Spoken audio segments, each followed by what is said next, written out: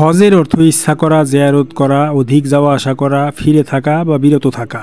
কেবলার প্রতি করণীয় কর্তব্যসমূহের মধ্যে হজব্রত হইল বিশিষ্ট একটি অবশ্য পালনীয় অনুষ্ঠান। হজ কথাটির ছোট্ট একটি সংজ্ঞা লেখা হইলে উহা অব্যক্ত থাকিয়া যাইবে। এই জন্য সংজ্ঞা হিসাবে হজের অন্তর্নিহিত মূল স্বরূপ সংক্ষেপে প্রকাশের চেষ্টা করা হইল। ইহা মনে রাখিতে হইবে যে কোরআনের উল্লেখ অনুযায়ী মানব দেহকে আর্থ অর্থাৎ পৃথিবী অথবা সৃষ্টির প্রতীক করা হইয়াছে। আবার মানবজাতির জন্য বিশেষ একটি ধর্মানুষ্ঠান প্রতিষ্ঠা করিবার উদ্দেশ্যে কাবা গৃহকে মানবদেহের প্রতীক করা হইয়াছে। এই রূপে কাবার তোয়াফ মানবদেহের অভ্যন্তরে অবস্থিত নূরে মুহাম্মদীর তোয়াফ অর্থাৎ আপন রবের তোয়াফ ব্যতীত অন্য আর কিছুই নহে। শুধু শুধু গৃহের কোনরূপ তোয়াফ কল্যাণকর হইতে পারে না যদি তথায় অর্থাৎ দেহঘরে আপন রবের প্রতিষ্ঠান প্রয়াস না থাকে। মাটির ঘর কাবাতে রবের অবস্থান নাই, রব দেহের মধ্যে লুকাইয়া আছেন। হাকিকতের মানবদেহ অর্থাৎ জাগ্রত একটি মানবদেহ রবের অফিস ঘর তথা আরশে আল্লাহ, কিন্তু কাবা রবের ঘর নহে। কোরআনে উল্লেখ আছে রাব্বা হাজাল বাইত অর্থাৎ আল্লাহ হইলেন এই ঘরের রব। ইহা রবের ঘর নহে, ঘর প্রাণহীন। সুতরাং আল্লাহ এই ঘরের মালিক হইতে পারেন কিন্তু রব হইতে পারেন না। অতএব এই ঘরের রব কথাটি মোটেই প্রযোজ্য হইত না যদি এই ঘর মানবদেহের প্রতীকরূপে গ্রহণ করা না হইত। কাবা ঘর ব্যতীত আল্লাহ তাআলা নিজেকে অন্য কোনো ঘরের রব বলিয়া ঘোষণা করেন নাই।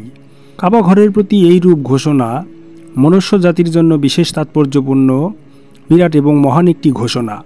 কোরআনে মানুষকে আদেশ করিতেছেন হাজ্জুল বাইত, গৃহটির হজ করো তথা গৃহটির প্রতি নির্দেশিত কর্তব্য পালন করো, অর্থাৎ গৃহটির প্রতি নফসের স্বেচ্ছাচারী ভাব পরিত্যাগ করিয়া আপন রব সম্পৃক্ত করণীয় করো তথা গৃহটির প্রতি করণীয় অনুষ্ঠান কর্তব্য পালন করো, যাহাতে তোমার গৃহের রব সন্তুষ্ট বা জাগ্রত হইয়া উঠেন। ইব্রাহিম নবী আল্লাহর ইবাদতখানা রূপেই এই ঘর তৈরি করিয়াছিলেন এবং তাহার প্রার্থনা অনুযায়ী আল্লাহ ইহাকে ইবাদতখানা রূপে গ্রহণ করিয়াছিলেন। কিন্তু পরবর্তীতে মানুষ ইহাতে বহু দেবদেবী অর্থাৎ কল্পিত গায়রুল্লাহ শক্তির প্রতীক প্রতিষ্ঠা করিয়াছিল এবং অবশেষে মহানবী আসিয়া সমস্ত গায়রুল্লাহ উচ্ছেদ সাধন করিয়া ইহাকে বিশ্বমানবের মিলন কেন্দ্ররূপে ঘোষণা করিলেন। কিন্তু তাহার পর্দা গ্রহণের পর আবার মানুষ পাপের অন্ধকারে নিমজ্জিত হইয়া গেল এবং স্থূল মূর্তি পূজা বাদ দিয়া নতুন ধারায় গায়রুল্লাহর পূজা তথা বস্তুবাজের পূজা আরম্ভ করিল। অনুষ্ঠান ধর্ম স্থূলতায় আবদ্ধ হইয়া নবরূপ গ্রহণ করিল। কাবাঘরের মতো মানবদেহ আল্লাহর ভজনালয় রূপেই সৃষ্টি করা হইয়াছে, কিন্তু মানুষ ইহাতে প্রতিষ্ঠা করিয়া থাকে তৌহিদ ভাবের পরিবর্তে অসংখ্য গায়রুল্লাহর পূজা।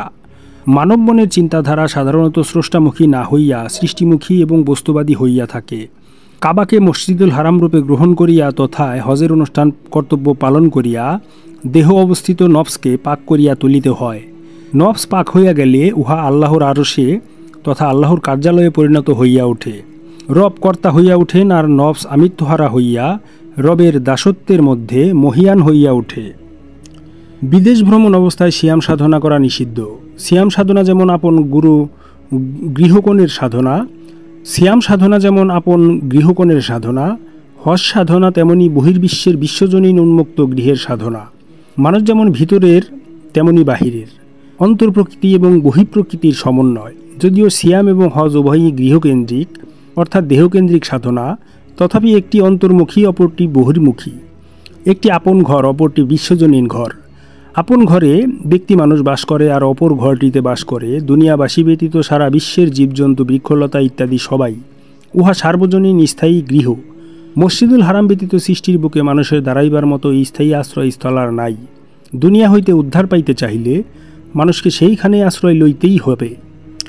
দেহঘরের রব আপন রব, কাবাঘরের রব বিশ্বরব।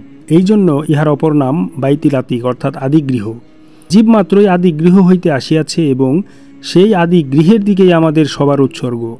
পশু কোরবানি বাইতুল আতিকের দিকে করা হইয়া থাকে। আদিগৃহ সৃষ্টি রহস্যের জ্ঞান ভাণ্ডার।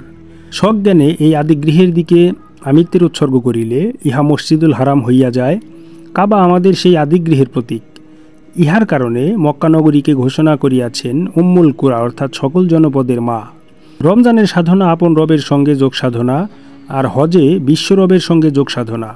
রমজান সাধনার অসম্পূর্ণতা হজ সাধনার দ্বারা পূর্ণতায় পর্যবসিত হয়। সঠিক রমজান সাধনার মধ্যে এলহামের প্রতিশ্রুতি রহিয়াছে, যাহার সাহায্যে আপন রব প্রকৃতই আপনা হইয়া ওঠেন।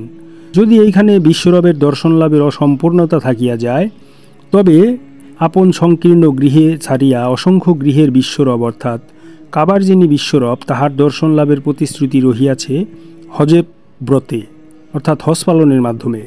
এখানে আলী আল্লাহ তাআলার একটি নাম। রাসূলের পাক আলাইহিস সালাতু ওয়াস সালামের পরেই আল্লাহর সর্বশ্রেষ্ঠ বান্দা মাওলা আলী আলাইহিস সালামের জন্ম এই কাবা ঘরে। এই ঘটনাটিও এই ঘরের বৈশিষ্ট্য বহনকারী বিশেষ একটি ঘটনা। রাসূলের পাক আলাইহিস সালাতু ওয়াস সালাম বলিয়াছেন, আমি এবং আলী একই নূরের দুই অংশ বা দুই রূপ। যেই ঘরে আলী আলাইহিস সালামের জন্ম হয় তাহা সার্বজনীন এবং সর্বযুগে তোয়াবযোগ্য।